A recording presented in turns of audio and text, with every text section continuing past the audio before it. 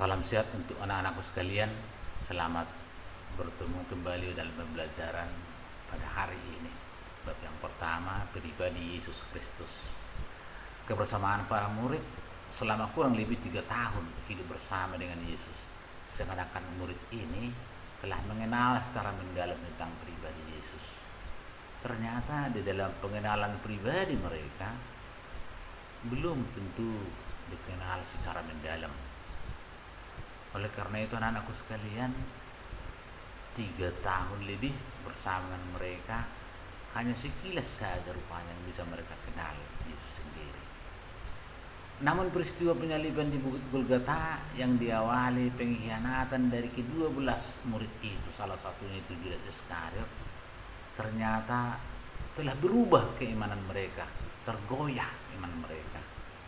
Bahkan Petrus pun yang ditetapkan oleh Yesus sendiri sebagai ketua atau pemimpin para rasulnya telah tega juga menyangkal bunuhnya sendiri. Ke-12 para murid ini, mereka ini rupanya kurang percaya bahwa Yesus adalah Mesias yang dijanjikan dan telah dinubuatkan oleh para nabi sejak lama. Bahkan setelah Yesus bangkit pun mereka belum mampu menghayati siapa sebenarnya Yesus itu. Oleh karena itu anak sekalian, Yesus berkata kepada para rasul ini, "Hai kamu orang bodoh, betapa lambannya hatimu sehingga kamu tidak percaya segala sesuatu yang telah dikatakan para nabi." Maka oleh karena itu anakku sekalian, kita lihat yang pertama, Yesus pemenuhan janji Allah. Dalam hidup bersama dengan orang lain, manusia mengenal istilah janji. Ada beberapa alasan yang mendorong orang membuat janji, misalnya karena rasa cinta, karena rasa tanggung jawab, ingin membahagiakan orang lain, dan ingin mewujudkan suatu cita-cita. Karena janji adalah harus kita tepati tepat pada waktunya. Oleh karena itu anakku sekalian, kita yang pertama memahami arti dan makna janji. Arti janji adalah segala sesuatu yang kita katakan, yang kita sampaikan, harus kita tepati tepat pada waktunya. Itulah arti janji. Lalu kalau sudah kita tepati tepat pada waktunya janji itu, maka bermaknalah nanti janji itu kepada kita dan juga kepada orang yang menerima janji tersebut. Apa itu maknanya bagi kita dan juga bagi orang lain?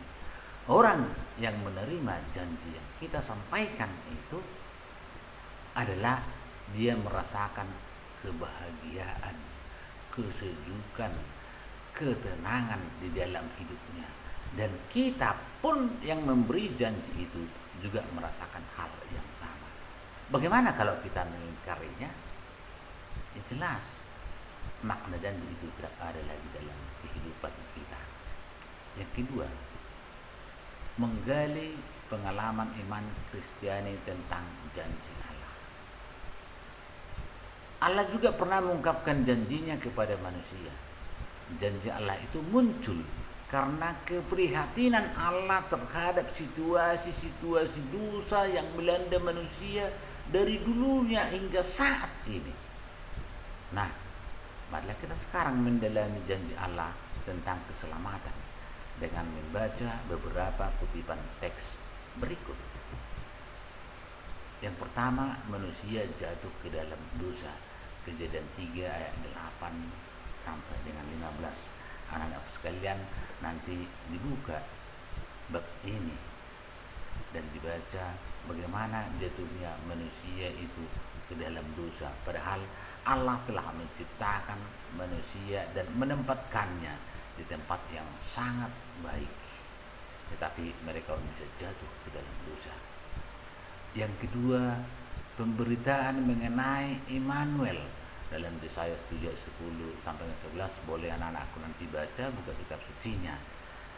biarpun manusia itu jatuh ke dalam dosa, tapi cinta Allah tetap tidak tertinggalkan, tidak terpisahkan dari Allah. Allah tetap mencintai manusia itu, maka dia menjelma menjadi manusia, datang ke dunia ini untuk menyelamatkan manusia. Di dalam Yesaya ini bab 7 atau pasal 7 ayat 10-11 nanti akan Anda baca. Yang ketiga, Allah berfirman dengan perantaraan anaknya.